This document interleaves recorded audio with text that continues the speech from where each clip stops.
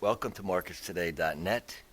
This is a quick video to give you an idea of how to start using the advanced charting that's available on the site.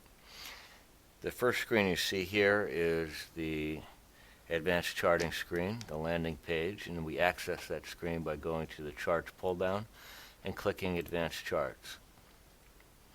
Now, just to let you know as well, in addition to this video, there's also a user guide link that is under the Charts drop-down, and that has all the different areas that I'll be touching on today with more detail.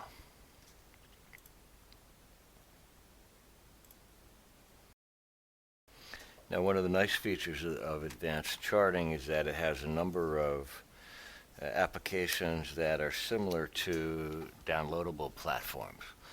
So the first one being that we can blow up the chart to fill the screen, and I'll do that for the purpose of this video, especially given that it'll be much easier to see what I'm doing. The way we do that is go to the large F key over here on the top right of the chart screen, click it, and it gives us a full view. Whenever we're done with that full view, we go back to the large C on the top right, and that brings us back to the window view, the on-site view. So let's start by looking at how do we load new symbols into the chart. You see up here on the top left is our symbol search, and in there now I have the TASI. If I want to change the symbol, I click in the box, start typing, and it pulls up the various options similar to other search features within the portal. Now I'm looking for SABIC, and once I get the correct symbol, I can either click it in the list down here, or I could just hit enter and I get the new symbol showing up in the chart. So this is a chart now for SABIC. Currently we're looking at 1 day, so each candle is representing 1 day. But if I click this little down arrow here, I have the option to switch to 1 week, so each candle represents a week, or I can go to 1 month. Or we have intraday charts of 5 minutes, 30 minutes, or 1 hour. We can change the style of the chart. Currently, I have candlesticks on there. We can change the chart style by going here to our chart drop-down, and I have the option of a bar, a wave style, a line style, or a mountain style. Here's the bar. Here's the line. To go back to the candle, I click the drop down again and open the candlestick chart. I can also change the look and feel of the chart, the colors and so forth.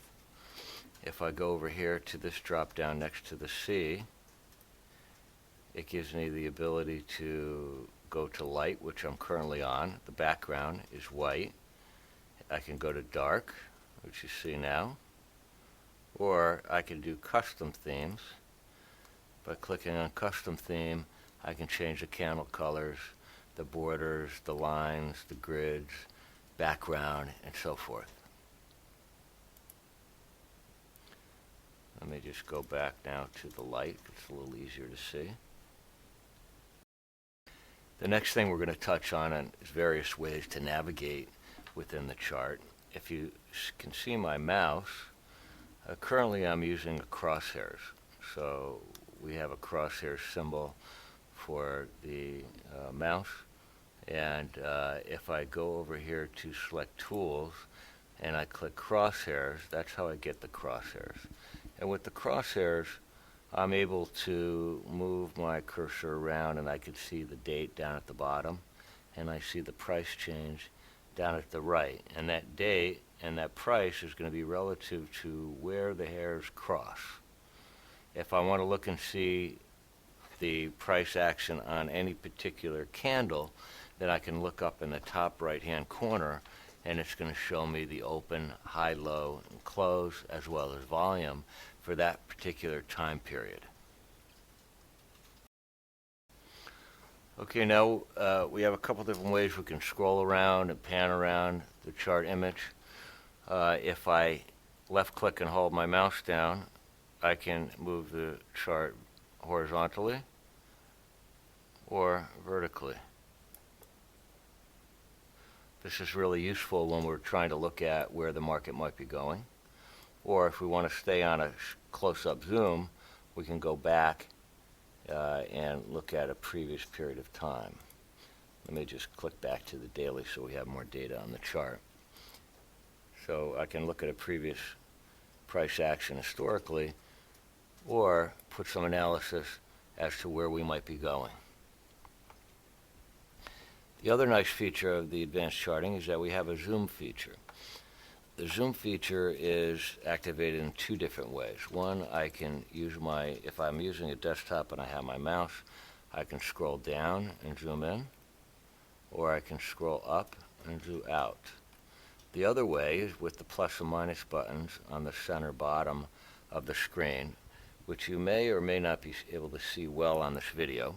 I'll know when it's completed, but regardless, you'll be able to see it on your computer.